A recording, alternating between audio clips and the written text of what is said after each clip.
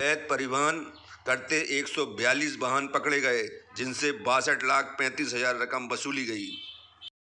एक video viral हो रहा था, उसके संबंध में मुझे कहना है।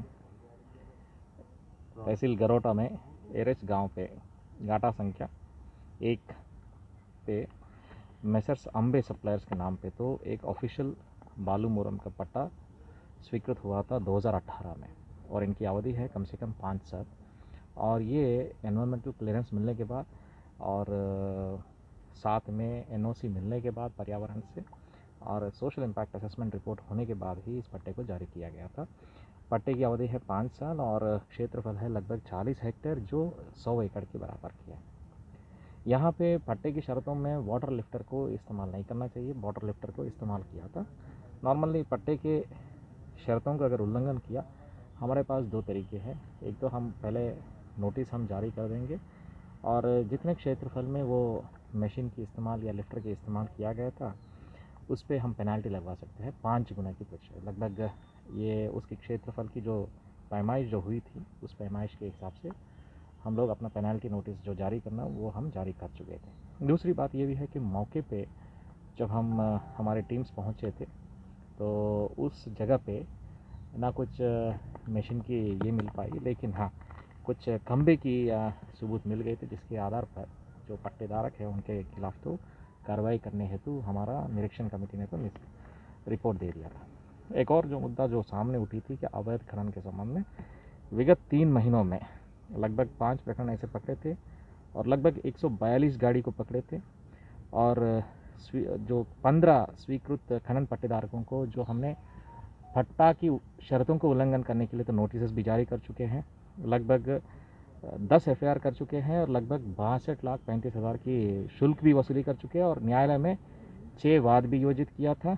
और कुल मिला के इस पूरे वित्तीय वर्ष में 16 करोड़ 82 लाख की जो राजस्व का वसूली भी हुआ था, और साथ में 51 खनन की पट्टा है जो पत्थर का स्वीकृत हुआ था, 4 जो बालू का पट्टा वो भी स्वीकृत हुआ, और 18 पट्टे हैं जो इमरती पत्थर का है वो निरस्त किया था, और बालू मोरम का भी 3 पट्टे निरस्त किया था।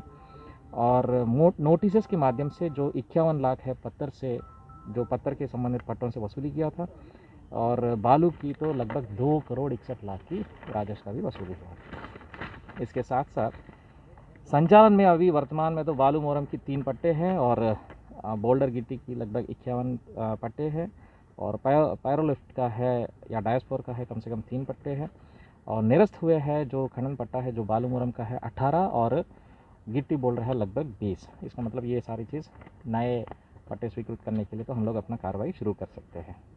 और आज की तारीख में ई निविदा के हेतु कम से कम 8 पट्टे हैं जो बालू मोरम का विज्ञप्ति स्टेज पे है, और गिट्टी बोल्डर का है लगभग 37 पट्टे विज्ञप्ति स्टेज पे है।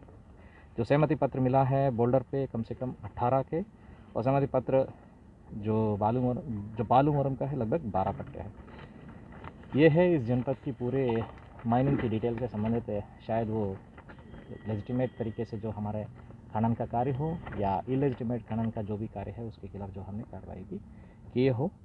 और इसमें अभी माइनिंग का काम शुरू होने के बाद, बारिश होने से पहले इसमें जो कार्रवाई जो शुरू किया था, विज्ञप्ति जो शुरू किया था, उसके हिसाब से उस ई विज्ञप्ति में तो जो भी संबंधित लोग हैं वो पार्टिसिपेट कर सकते हैं।